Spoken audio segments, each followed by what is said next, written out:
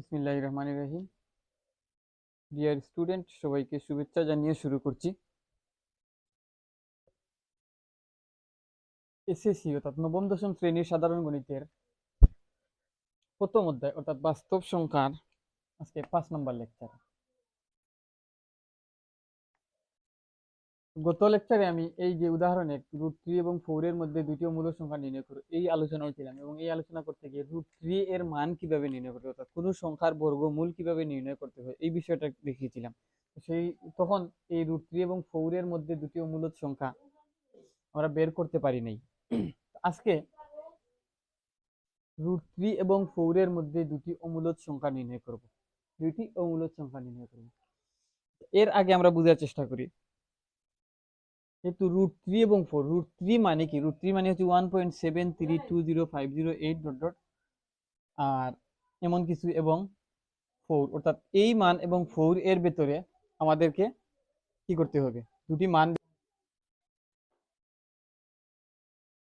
এখন আমি যদি দুটি সংখ্যা দিয়ে বলি, এই দুটি সংখ্যার মান, যেমন আমি এখানে দিলাম কত,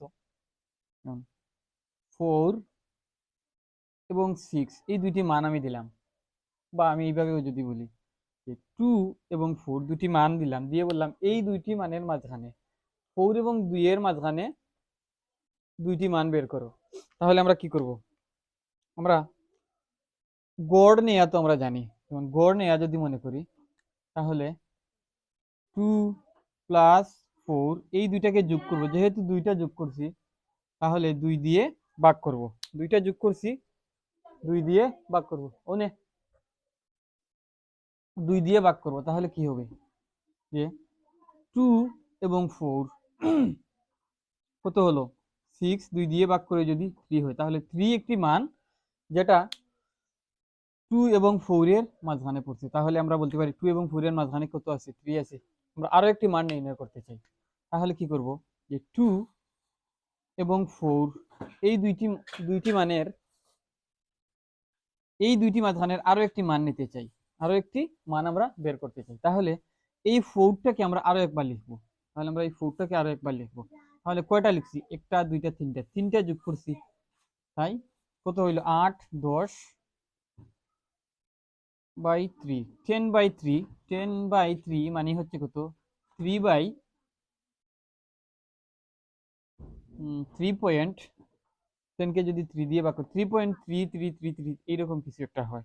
তাহলে এইটাও কি 2 এবং 4 এর মাঝামাঝি মান। তাহলে আমরা এই বিষয়টা এখানে বুঝতে পারছি, 2 এবং 4 এর মাঝামাঝি মান বের করতে হয় কিভাবে, এই বিষয়টা আমরা বুঝতে পারছি। সেই এই ফর্মুলাটা আমরা এখানেও অ্যাপ্লাই করব। এখানে কি অ্যাপ্লাই করব? এখানে অ্যাপ্লাই করব, যেমন আমরা এখানে লিখছি কি √3 এর মান কত হয়, এই মানটা আমরা লিখলাম। আমরা গত লেকচারে দেখেছি যে √3 এর মান ভাগ প্রক্রিয়ার সাহায্যে কিভাবে বের করতে হয়, এবং ক্যালকুলেটরের সাহায্যে চাইলেও আমরা √3 এর মান বের করে নিতে পারি। আর 4 4 তো 4, এটা যেহেতু রুট দেওয়া নাই, 4 4ই থাকে।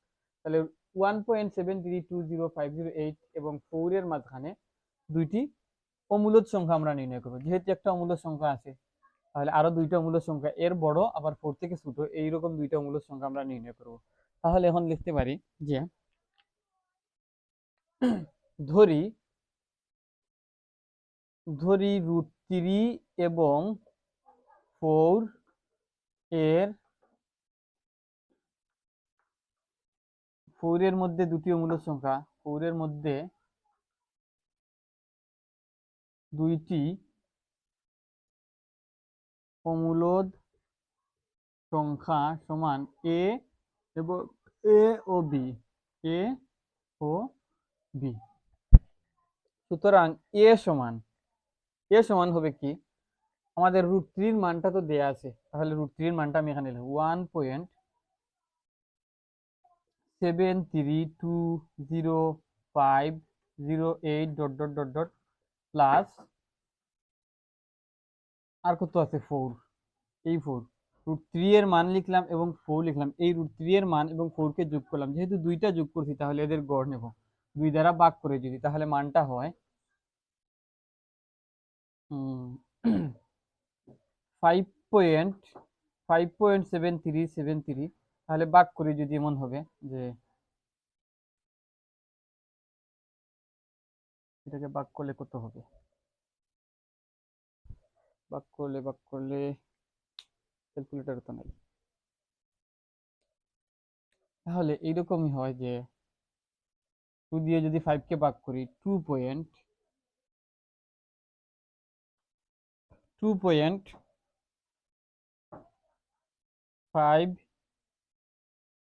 আমি মানটা একটু ভাগ করি আগে। আমার কাছে এই মুহূর্তে ক্যালকুলেটর নাই, তো এই মানটা আমরা যোগ করব, যোগ করে 2 দিয়ে যদি ভাগ করি তাহলে 2.5 সামথিং এরকম কোনো একটা মান আসে। তাহলে এই মানটা আমরা এই 1.73205004 প্লাস 4 যোগ করে 2 দ্বারা ভাগ করবো, ভাগ করে যে মান পাবো এই মানটা মানটা আমরা লিখে লিখে ডট ডট ডট ডট এইভাবে দিয়ে দেব যে এটাই হচ্ছে কি একটি অমূল্য সংখ্যা। এবং বি সমান হবে কত? বি সমান হবে, আমরা এখানেও কি করব, বি সমান 1.73205008 লিখবো, লিখার পর ডট ডট দিব, প্লাস আমরা 4 এখানে 2 বার নেব, 4টাকে কি করব 2 বার 4 নেব। যেহেতু 4 কে আমরা 2 বার নিয়েছি, আমরা যদি এই মানটাকেও 2 বার নিতাম, নিয়ে 4 কে একবার নিতাম, নিয়ে এই তিনটাকে যোগ করে, যেহেতু তিনটা যোগ করছি 3 দ্বারা ভাগ করতাম, অর্থাৎ তিনটা সংখ্যার গড় নিতাম, তাহলেও আমাদের দ্বিতীয় সংখ্যাটি আসতো। তাহলে দ্বিতীয় সংখ্যাটি আসছে 9.73205। এখন 9.7320508 কে যদি আমরা ভাগ করি তাহলে 3 দিয়ে যদি ভাগ করি তাহলে 3 পয়েন্ট সামথিং এখানে আসবে, যে মানগুলো আসবে দিয়ে ডট ডট ডট ডট এইভাবে দিয়ে দিবে। তাহলে এই হচ্ছে কি √3 এবং 4 এর মধ্যে দুটি অমূলদ সংখ্যা, √3 এবং 4 এর মধ্যে কি দুটি অমূলদ সংখ্যা। √3 থেকে বড়, অর্থাৎ বইয়ে আর একভাবে দিছে, অসুবিধা নেই, বইয়ে বইয়ের ভাবে বইয়ের মতো বইয়ে থাকুক। এই হচ্ছে আমাদের √3 এবং 4 এর মধ্যে কি দুইটা মান, এই মানটা আর এই মানটা হচ্ছে আমার √3 এবং 4 এর মধ্যে দুইটা মান। এখন যদি বলতো যে √3 এবং 4 এর মধ্যে তিনটি মান বের করো, তাহলে আমি সি লিখে কি করতাম 1.73 লিখতাম, 4 আরো 3 বার, অর্থাৎ 4টা সংখ্যা আমি কি করতাম 4 3 বার লিখে 4 দ্বারা ভাগ করতাম, তাহলে 3 নাম্বার মানটা বের হতো। 4টা লিখলে আমি এভাবে 5 বার লিখতাম, যেটা বলতো আমি ঠিক ততটা মান বের করে দিতে পারতাম। তাহলে এই মানটা আমাদের আশা করি আমরা এটা লিখতে পারবো। এবং বইও আরো সুন্দর করে দেয়া আছে, দেখেছি উদাহরণ একে সমাধানটা, যে √3 আছে, হ্যাঁ, √3 থেকে বড় হতে হবে, তাহলে √3 থেকে বড় যদি হয় তাহলে √3 এর সাথে যদি 1 যোগ করি, 1 যদি যোগ করি তাহলে এই মানটা 2.73205008 হবে, এরকম হবে। তাহলে √3 প্লাস 1 যদি বলে তাহলে √3 থেকে বড় হচ্ছে, আবার 4 থেকে ছোট হচ্ছে। আবার আরেকটা যদি নেই আমি, √3 থেকে বড় সাথে যদি আমি 2 নেই, √3 থেকে বড়, √3 এর সাথে যদি আরো 2 আমি যোগ করি, সেটিও কি হচ্ছে, √3 মানে হচ্ছে 1.73205008, তাহলে 2 যদি যোগ করি 3.73205008 হবে, তাহলে এটিও কি √3 থেকে বড়। তাহলে এই হচ্ছে আরেকটা পদ্ধতি, এইভাবে লেখা যায়। এইটাকে বইয়ে নাম দিছে এ এবং এটাকে নাম দিছে বি, এইভাবে বের করা যায়। আমি যেইভাবে বের করছি এইভাবে বের করা যায়। তো আমি যেভাবে বের করছি এইভাবে বইয়ের অনুশীলনী 1-এর 23 নাম্বার অঙ্ক, অনুশীলনী 1-এর 22 নাম্বার অঙ্ক, অনুশীলনী 1-এর 22 নাম্বার অঙ্ক, 22 নাম্বার অঙ্ক, √5 ও √4 দুটি বাস্তব সংখ্যা, √5 ও √4 দুটি বাস্তব সংখ্যা এইভাবে দেয়া আছে। অনুশীলনীর 22 নাম্বার অঙ্ক, 22 নাম্বার অঙ্ক, যে √5 ও 4 দুটি বাস্তব সংখ্যা, বাস্তব সংখ্যা বলছে যে কোনটি মূলদ এবং কোনটি অমূলদ সংখ্যা নির্ণয় করো। তো এখানে √5 হচ্ছে অমূলদ সংখ্যা। ক নম্বর প্রশ্নে বলছে কোনটি মূলদ এবং কোনটি অমূলদ এটি নির্ণয় করো। তো ক নম্বরে বলছে যে রুট কোনটি মূলদ এবং কোনটি অমূলদ, তাহলে √5 হচ্ছে একটি অমূলদ সংখ্যা, √5 হচ্ছে অমূলদ সংখ্যা। এটা অনুশীলনী এর 22 নম্বর, অনুশীলনী 1-এর 22 নম্বর অঙ্ক, অনুশীলনী 1-এর 22 নম্বর অঙ্ক প্রথম অধ্যায়ের, এটা 22 নম্বর ক এর প্রশ্ন। উদ্দীপকটা এমন, √5 এবং 4 এর মধ্যে দুটি বাস্তব সংখ্যা, √5 ও 4 দুটি বাস্তব সংখ্যা, এই দুইটা বাস্তব সংখ্যা দিয়ে দিছে, দিয়ে বলছে √5 এবং 4 এর মধ্যে কোনটি মূলদ এবং কোনটি অমূলদ। তাহলে √5 হচ্ছে অমূলদ সংখ্যা। আমরা জানি কি পূর্ণ বর্গ সংখ্যা নয়, এরূপ সংখ্যার বর্গমূল হচ্ছে অমূলদ সংখ্যা। তাহলে 5 একটি পূর্ণ বর্গ সংখ্যা নয়, তাহলে 5 এর বর্গমূল যদি নেই, 5 কিন্তু পূর্ণ পূর্ণ সংখ্যা, 5 কিন্তু মূলদ সংখ্যা, 5 মূলদ সংখ্যা, কিন্তু 5 এর বর্গমূল হচ্ছে মূলদ সংখ্যা। তাহলে 5 যেহেতু পূর্ণবর্গ সংখ্যা নয়, তাহলে 5 এর বর্গমূল হচ্ছে একটি অমূলদ সংখ্যা, তাহলে এটি হচ্ছে কি অমূলদ। আর 4 হচ্ছে কি মূলদ সংখ্যা। তাহলে কোন নম্বরটা একেবারে সহজ। আর 5 এর বর্গমূল কিভাবে নির্ণয় করতে হয় আমি চতুর্থ লেকচারে কোন সংখ্যার বর্গমূল কিভাবে নির্ণয় করতে হয় সেটি দেখিয়ে দিয়েছি। এবং কোন নম্বর সমাধানটা আমরা বুঝলাম। এবং কোন নম্বরে বলছে √5 এবং 4 এর মধ্যে দুটি মূলদ সংখ্যা নির্ণয় করো। তাহলে এইখানেও আমরা এইভাবে লিখতে পারি যে আমরা এই অংশটুকু মুছে দিয়ে যদি আমরা এখানে লিখে দিই, উদাহরণ না, এটা হচ্ছে অনুশীলনী 22 এখানে 5 লিখলাম, এখানে কি লিখলাম 5 লিখলাম, এখানে 5 লিখলাম 5। তাহলে ক্যালকুলেটরে 5 এর √5 এর বর্গমূল, √5 এর বর্গমূল কত হয়, √5 এর বর্গমূল কত হয় আমরা ক্যালকুলেটর দিয়ে বের করে নেব এবং যা হবে এখানে আমরা লিখে দেবো। √5 এর বর্গমূল সাধারণত 2 পয়েন্ট সামথিং আসবে, 2 পয়েন্ট, এখানে অনেক কয়েকটা মান আসবে। তখন কি করব, এই মানটা যোগ করে 2 দ্বারা ভাগ করব, ভাগ করে যেই মান হবে ওটি হবে কি, এটি হবে কি 46, অর্থাৎ 3 পয়েন্ট সামথিং আসবে। এটি হচ্ছে কি যে √5 এবং 4 এর মধ্যে একটি অমূলদ সংখ্যা। এরপর বি নাম্বার তো মুছে দিছি, তাহলে বি হচ্ছে আরেকটি সংখ্যা, আরেকটি √5 এবং 4 এর মধ্যে অমূলদ সংখ্যা। তখন কি করব, 2 পয়েন্ট সামথিং প্লাস 4 এবং ডিভাইডেড বাই 3, যেহেতু তিনটা অঙ্ক যোগ করব তাই তিনটার মান যোগ করে 3 দ্বারা ভাগ করে অর্থাৎ গড় নিয়ে আমরা এখানে লিখব 8 10, অর্থাৎ 3 পয়েন্ট সামথিং এখানেও আসবে। তো এইটাই হবে কি ক নাম্বারের আনসার। এই উদাহরণ 1 এর অনুসরণে অনুশীলনীর 22 নম্বরের খ এর আনসারটা আমরা বের করতে পারবো। আশা করি আমরা এটা করতে পারবো। এখন দেখবো যে এখানে প্রতিজ্ঞা দেওয়া আছে যে √2 একটি অমূলদ সংখ্যা প্রমাণ করতে। এই উদাহরণ 1 এর নিচে পৃষ্ঠা নাম্বার কত দেখি, পৃষ্ঠা নাম্বার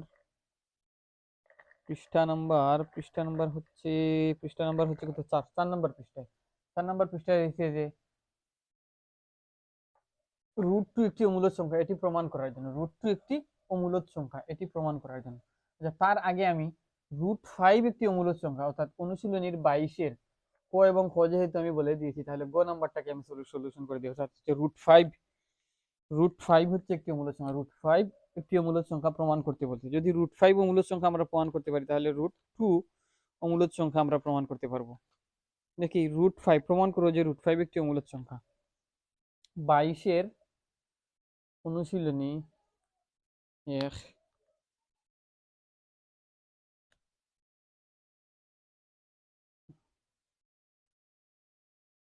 অনুশীলনী 1 এর 22 নং প্রশ্নের সমাধান ক খ করে দিয়েছি। গ নম্বরের সমাধান, গ নম্বরটা হচ্ছে √22 এর গ, √5 একটি অমূলদ সংখ্যা প্রমাণ করো, বা প্রমাণ করো √5 একটি অমূলদ সংখ্যা। তো √5 একটি অমূলদ সংখ্যা, এইটাকে আমরা এখন প্রমাণ করব। √5 একটি অমূলদ সংখ্যা প্রমাণ করতে, মূলদ সংখ্যা কাকে বলে, সহমৌলিক সংখ্যা কাকে বলে আমি গত লেকচার গুলাতে কোনো একটাতে আলোচনা করতেছি। সহমৌলিক সংখ্যা হচ্ছে যেমন 2 এবং 7, এই দুইটির মধ্যে সাধারণ গুণনীয়ক দেখি, এই দুইটির সাধারণ গুণনীয়ক কি, সাধারণ গুণনীয়ক হচ্ছে কত 1, 7 সাধারণ গুণনীয়ক হচ্ছে 1, আবার 2 না, আমি 4 এবং 8 এই দুইটি সংখ্যা নিলে এই 4 এর সাধারণ গুণনীয়ক কত, 1 2 এবং 4, 8 এর সাধারণ গুণনীয়ক 1 2 4 8। তাহলে 4 এবং 8 এই দুইটির মধ্যে সাধারণ গুণনীয়ক কোনগুলা, 1 4এও আছে, 8এও আছে, 2 4এও আছে, 8এও আছে, এবং 4 4এও আছে, 8এও আছে। তাহলে আমরা বলতে পারি যে 4 এবং 8 এর সাধারণ গুণনীয়ক গুলো হলো 4 এবং 8 এর সাধারণ গুণনীয়কগুলো হলো 1 2 এবং 4। 1 2 এবং 4 হচ্ছে 4 এবং 8 এর সাধারণ গুণনীয়ক, অর্থাৎ 4 কে 1 দ্বারা ভাগ করা যাবে, 8 কে 1 দ্বারা ভাগ করা যাবে। 4 কে 2 দ্বারা ভাগ করা যাবে, 8 কেও 2 দ্বারা ভাগ করা যাবে। 4 কে 4 দ্বারা ভাগ করা যাবে, 8 কেও 4 দ্বারা ভাগ করা যাবে। এবং 4 এবং 8 কে ভাগ করা যাবে, এদের সাধারণ গুণনীয়কের মধ্যে সবচেয়ে বড় হচ্ছে 4। সবচেয়ে বড় হচ্ছে কত? 4। তাহলে 4 এবং 8 এর মধ্যে সবচেয়ে বড় গুণনীয়ক হচ্ছে 4, যেটি দ্বারা 4 এবং 8 কে ভাগ করা যাবে। 4 এর চাইতে বড় কোনো গুণনীয়ক বা সংখ্যা নাই যেটি দ্বারা একসাথে 4 এবং 8 কে ভাগ করা যাবে। তাহলে যেহেতু 4 এবং 8 এর মধ্যে সাধারণ গুণনীয়কের মধ্যে সবচেয়ে বড় হচ্ছে 4, তাই 4টাকে বলা হয় কি? 4 এবং 8 এর লসাগু, গোসাগু, গোসাগু বা গরিষ্ঠ সাধারণ গুণনীয়ক। গরিষ্ঠ সাধারণ গুণনীয়ক হচ্ছে 4। 4 এবং 8 এর গোসাগু বা গরিষ্ঠ সাধারণ গুণনীয়ক হচ্ছে 4। এবং 2 এবং 7 এর গরিষ্ঠ সাধারণ গুণনীয়ক হচ্ছে কত? 1। কারণ 2 এবং 7 এর মধ্যে 1 ছাড়া আর কোনো সাধারণ গুণনীয়ক নাই। তাহলে যেই দুটি সংখ্যায় গোসাগু বা সাধারণ গুণনীয়ক 1 ছাড়া আর কোনো, বা এভাবে যদি বলি, দুটি সংখ্যার সাধারণ গুণনীয়ক যদি 1 ছাড়া, সাধারণ গুণনীয়ক যদি 1 হয়, বা দুটি সংখ্যার সাধারণ গুণনীয়ক যদি 1 হয়, বা দুটি সংখ্যার গোসাগু যদি 1 হয়, গোসাগু মানে কি? সবচাইতে বড় সাধারণ গুণনীয়ক, যেটা সবচাইতে বড় সাধারণ গুণনীয়ক, এটাকেই বলা হয় কি? গোসাগু। তাহলে দুটি সংখ্যার গোসাগু যদি 1 হয়, দুটি সংখ্যার গোসাগু যদি 1 হয়, তাহলে ওই দুটি সংখ্যাকে কি বলা হয়? পরস্পর সহমৌলিক সংখ্যা বলা হয়। সহমৌলিক সংখ্যা বলা হয়। আর সহমৌলিক সংখ্যা আমি এর আগেও বলেছি গত লেকচার গুলাতে। সহমৌলিক সংখ্যা বুঝলাম, আর বুঝতে হবে আমাদেরকে কি? মূলদ সংখ্যা। মূলদ সংখ্যাও আমরা গত লেকচারে বুঝতে পারছি। তো মূলদ সংখ্যা হচ্ছে দুটি সহমৌলিক সংখ্যাকে পি বাই কিউ আকারে প্রকাশ করলে তাকে মূলদ সংখ্যা বলে। যেখানে শর্ত ছিল কি?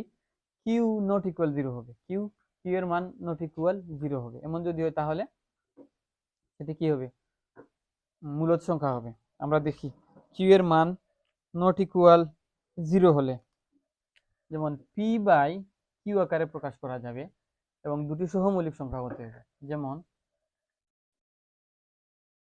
মূলদ সংখ্যা যদি আমরা বলি, আমি মূলদ সংখ্যা যদি বলি 5 এর পি এর মান যদি মনে করলাম 5, এইভাবে না দিই, পি এর মান মনে করলাম 5, কিউ এর মান মনে করলাম 1, তাহলে কি দাঁড়ালো? এটা 5 দাঁড়ালো। এটা কিন্তু মূলদ সংখ্যা হয়, এটা মূলদ সংখ্যা হয়। আবার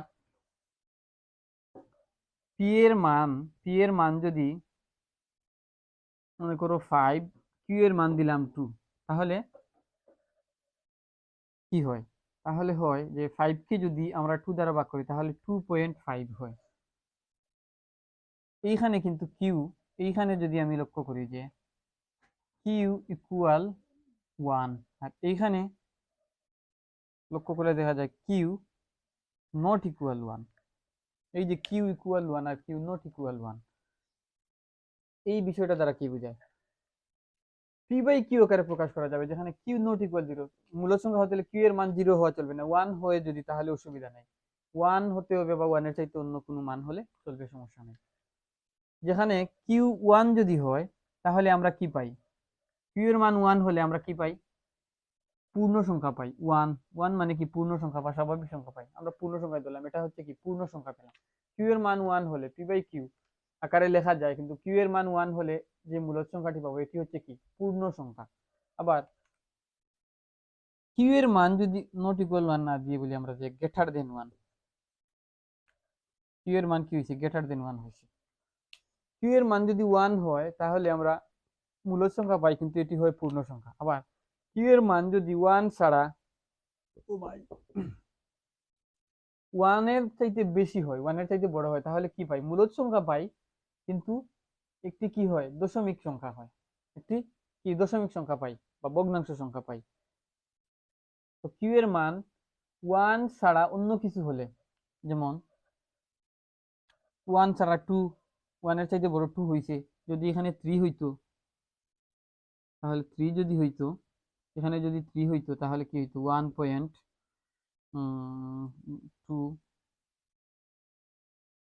1.66666 মেবি এইভাবে আসতো, এইভাবে আসতো 1.666 হতো। এই যে কিউ এর মান 1 হলে আমরা এক ধরনের মূলদ সংখ্যা পাই, আর কিউ এর মান 2 হলে আমরা এক ধরনের মূলদ সংখ্যা পাই। এই বিষয়টা আমরা একটু এখন দেখলাম। যখন আমরা √5 বা √5 কে বা √2 √13 আমরা বলেছি পূর্ণবর্গ সংখ্যা নয়, এরূপ সংখ্যার বর্গমূল হচ্ছে কি অমূলদ সংখ্যা। অমূলদ সংখ্যা প্রমাণ করার সময় আমরা কি করব?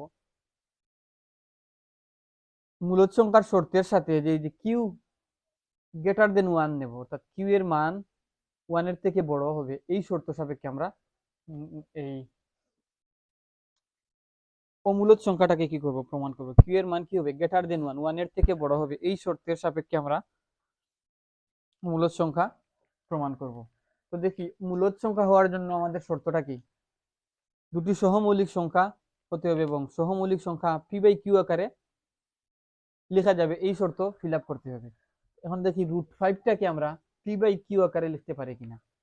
তো √5 তো আমরা জানি √5 কি হবে? একটি অমূলদ সংখ্যা হবে। তো সমাধানের খাতিরে আমি ধরে নিলাম যে √5 একটি কি মূলদ সংখ্যা। কি ধরে নিলাম? √5 একটি মূলদ সংখ্যা। তাহলে আমি এখন লিখি সমাধান।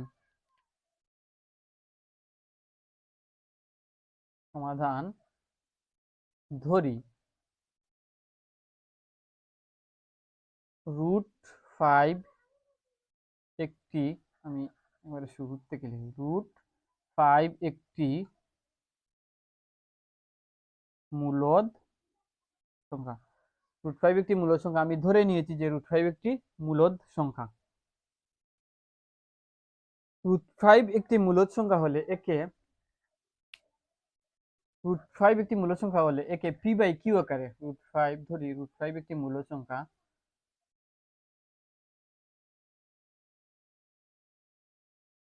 যদি মূলদ হয়,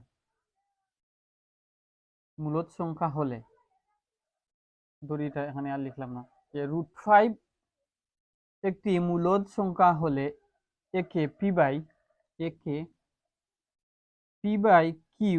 আকারে p/q একে দুটি সহমৌলিক সংখ্যার অনুপাত, দুটি সহমৌলিক সংখ্যার অনুপাত, দুটি সহমৌলিক সংখ্যার অনুপাত p/q আকারে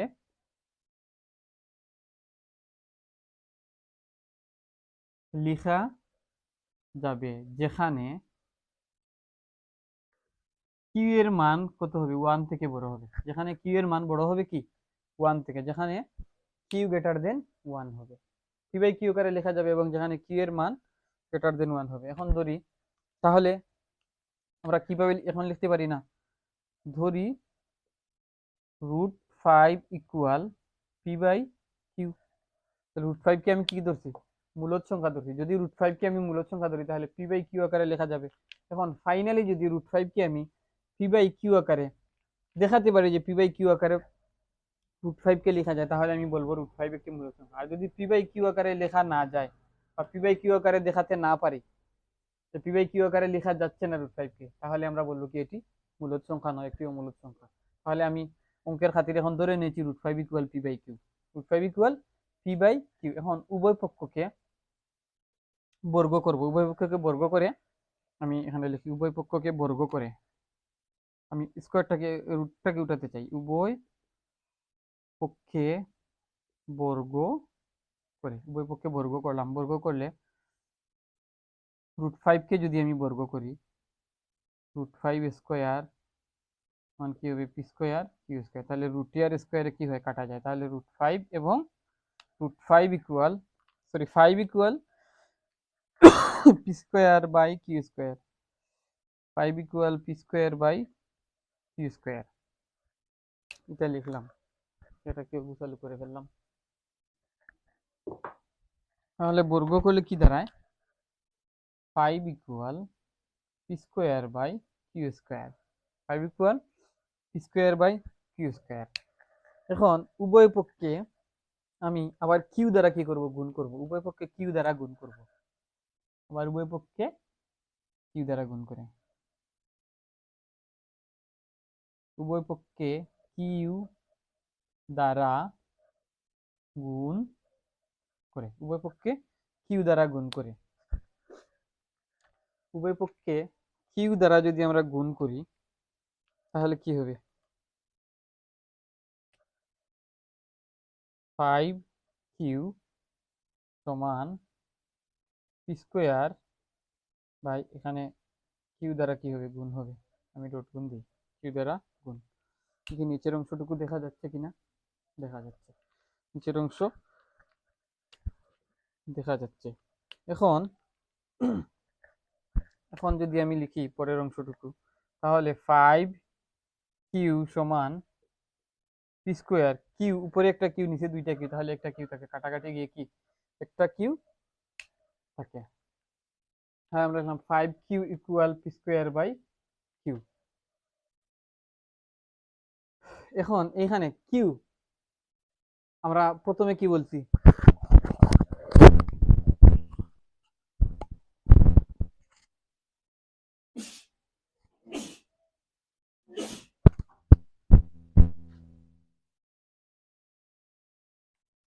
5, শুধু 5 কি একটি পূর্ণ সংখ্যা?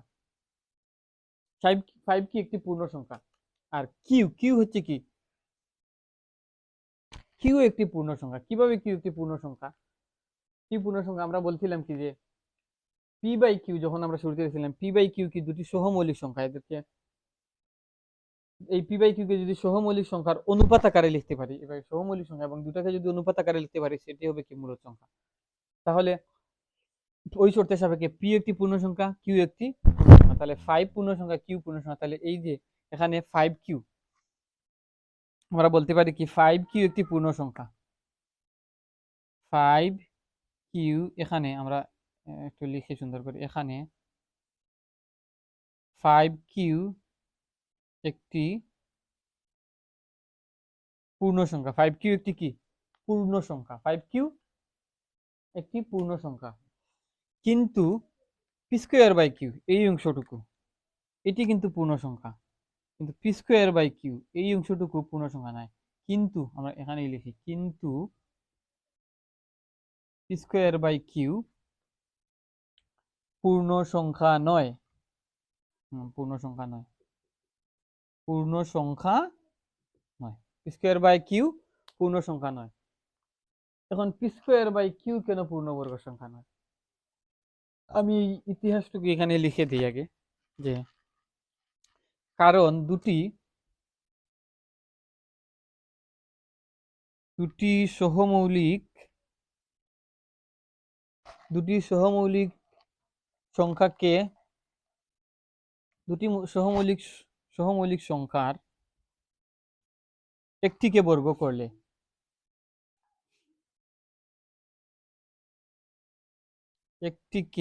বর্গ করলে, অপর সহমৌলিক সংখ্যা অপর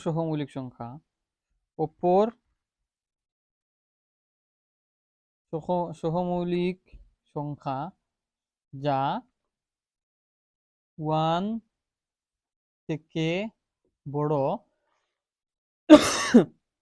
তা দ্বারা ভাগ করলে ভাগফল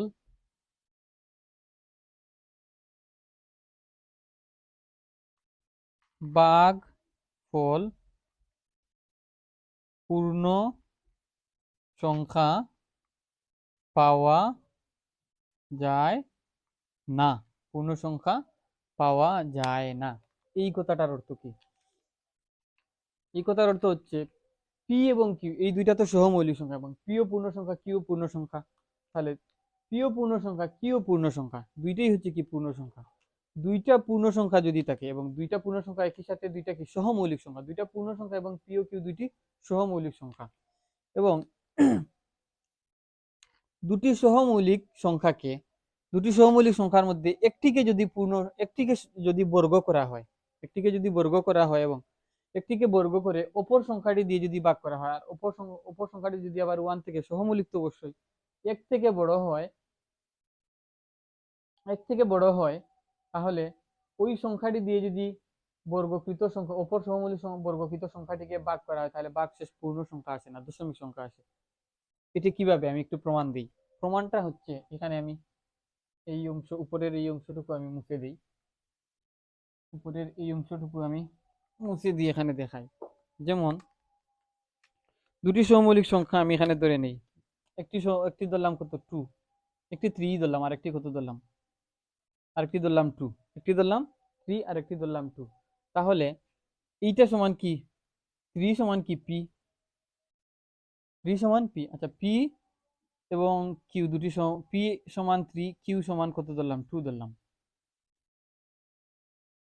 তাহলে পি স্কোয়ার, আমি এই অংশটুকু মুছে নিই, পি স্কোয়ার বাই কিউ সমান, পি হচ্ছে 3 এর বর্গ যদি লিখি, পি এর পরিবর্তে 3 লিখলাম, 4 স্কোয়ার এস স্কোয়ার দিলাম, কিউ এর মান হচ্ছে কত 2, কিউ এর মান 1 থেকে বড় হতে হবে, এটাই কিন্তু শর্ত ছিল, কিউ এর মান 1 থেকে বড় হতে হবে, সমান 9/2, 9/2, 3 স্কোয়ার মানে কত 9, নিচে আছে কত 2, 9 কে যদি আমরা 2 দ্বারা ভাগ করি তাহলে 4.5 মেবি 4.5 হয়, 4.5 হয়। তাহলে আমরা এখানে দেখো সমান চিহ্নের এই দিকে বা দিকে আমরা বলছি কি এটি পূর্ণ সংখ্যা, অর্থাৎ কিউ এর মান যদি 1 হয় তাহলে 5 একে 5 একে 5, কিউ এর মান 2 হলে 5 2 10, কিউ এর মান 3 হলে 5 3 15, কিউ এর মান তো পূর্ণ সংখ্যা হবে, আমরা শর্তেও বলে দিয়েছি, এখানেও বলেছি কিউ এর মান পূর্ণ সংখ্যা হবে। তাহলে কিউ এর মান যদি 4 হয়, 5 ছাড়া 20 হয়, 20 হয়, কিন্তু এইখানে হয় 20, এটি এটি এই দুইটা গুণ করলে হবে 20, অর্থাৎ পূর্ণ সংখ্যা হবে, কিন্তু এখানে হবে কি দশমিক সংখ্যা, এখানে হবে কি দশমিক সংখ্যা।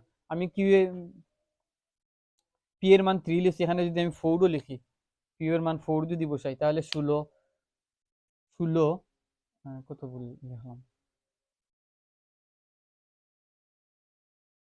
পি এর মান 4 দিলে তো হবে না, যেহেতু এটা সহমৌলিক হচ্ছে না, পি এর মান 4 দিলে হচ্ছে না, এখানে 5 দিতে পারি, সহমৌলিক হতে হবে। এখানে যদি পি এর মান 4 দেই আর নিচে যদি 2 দেই তাহলে এই দুইটা একে পরে সহমৌলিক হচ্ছে না, কারণ কি এটিতে 1 ছাড়া অন্য অন্য গোসাগু পাওয়া যাবে।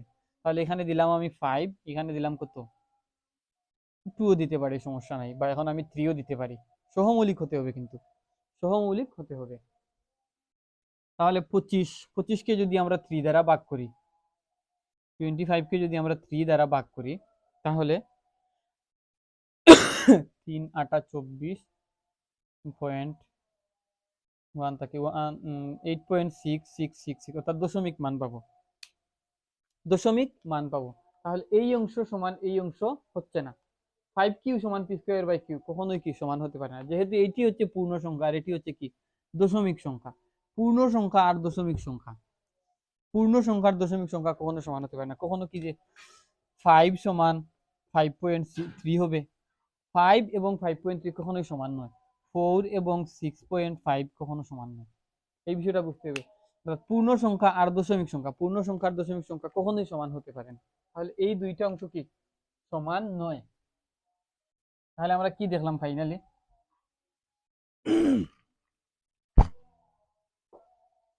সুতরাং এখন লিখতে পারি যে অতএব অতএব অতএব অতএব 5q not equal p square by q, 5q not equal p square by q।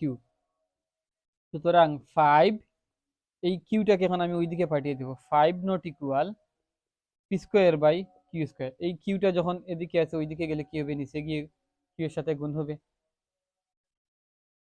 অতএব প্রমাণিত হলো, এখন 5 equal 5 not equal P square by Q, P square by Q. এখন যদি আমি উভয় পক্ষে বর্গমূল নিয়ে উভয় পক্ষে বর্গমূল নেই, উভয় পক্ষে বর্গমূল উভয় পক্ষে বর্গমূল নিয়ে তাহলে √5 ইকুয়াল, কিভাবে আমরা লিখতে পারি যে root P square root Q square, √পি স্কোয়ার বাই √কিউ স্কোয়ার, বা √5, এটা তো ইকুয়াল হবে না, নট ইকুয়াল হবে, √5 রুটে স্কোয়ারে কাটা রুটে কিউয়ে, রুটে স্কোয়ারে কাটা রুটে স্কোয়ারে কাটা গিয়ে, তাহলে কি √5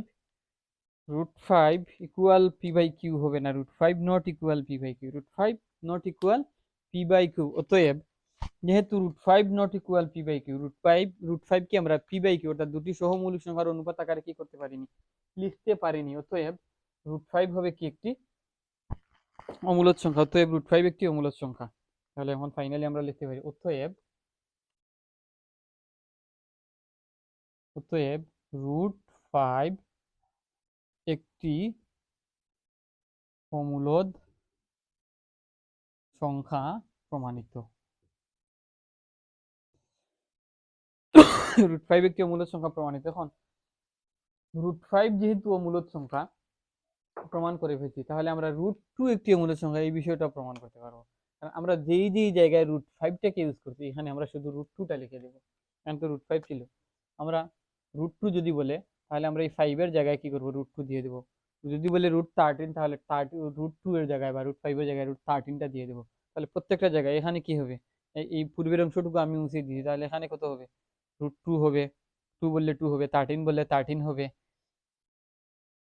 যেই অংশে আমি √5 লিখছি, ওইখানে সব জায়গাতে √2 যদি চাই, তাহলে √2 লিখে দিলেই √2 এর অমূলদ সংখ্যা এই প্রমাণটা হয়ে যাবে। √5 অমূলদ সংখ্যা, সেটা তো করলাম। √6 অমূলদ সংখ্যা বললে এই একই ফর্মুলা, √13 অমূলদ সংখ্যা বললে একই ফর্মুলা। তাহলে এই একটার সাহায্যে আমরা প্রত্যেকটার জন্য আলাদা আলাদাভাবে প্রমাণ শিখবো না, এই একটার সাহায্যে সবকটি প্রমাণ আমরা কি করতে পারবো। আশা করি যে কোনো অমূলদ সংখ্যা প্রমাণ করার জন্য যে এই প্যাটার্নটা আমরা দেখতে পারলাম। পরবর্তী লেকচারে আমরা অনুশীলনীর কিছু অঙ্ক করব। আজকে আমি অনুশীলনী 1-এর 22 নম্বর অঙ্ক ক খ ঘ এই তিনটে অঙ্কই আমি সমাধান করে দিয়েছি। অনুশীলনী 1-এর 22 নম্বরে ক খ খ এবং গ এই তিনটা অঙ্কই আমি কি করেছি, সমাধান করে দিয়েছি। তাহলে অনুশীলনী 1-এর 22 নম্বর অঙ্কের তিনটেই সমাধান করে দিয়েছি। একই সাথে বইয়ের উদাহরণ 1 অর্থাৎ 4 নম্বর পৃষ্ঠা, 4 নম্বর পৃষ্ঠার উদাহরণ 1 করে দিয়েছি। এরপর প্রতিজ্ঞা 2, 4 নম্বর পৃষ্ঠার প্রতিজ্ঞা 2, √2 একটি অমূলদ সংখ্যা, এটিও প্রমাণ করে দিয়েছি। এই যে √5 অমূলদ সংখ্যা প্রমাণ করেছি, মানে কি √2 অমূলদ সংখ্যা প্রমাণ করে দিয়েছি। √5 এর জায়গায় √2 লিখে দিলেই আমাদের এই প্রমাণটা হয়ে যাবে। √13 বললে √13 এখানে লিখে দিলে হয়ে যাবে। পরবর্তী লেকচারে যে উদাহরণ 2, মোটামুটি একটা ভালো একটা অঙ্ক আছে, ওই অঙ্কটা করে দেওয়ার চেষ্টা করব। উদাহরণ 2 করে দেওয়ার চেষ্টা করব এবং সাথে অনুশীলনী থেকে কিছু অঙ্ক করে দেওয়ার চেষ্টা করব। কি আর কি আছে, হ্যাঁ, যোগ বিয়োগ এগুলো করার বাকি আছে, গুণ ভাগ। পরবর্তী লেকচারে উদাহরণ 2 এবং বাকি উদাহরণ সহ অনুশীলনী অঙ্ক করে দেওয়ার চেষ্টা করব। এই পর্যন্ত সবাইকে ধন্যবাদ জানিয়ে বিদায় নিচ্ছি। আসসালামু আলাইকুম।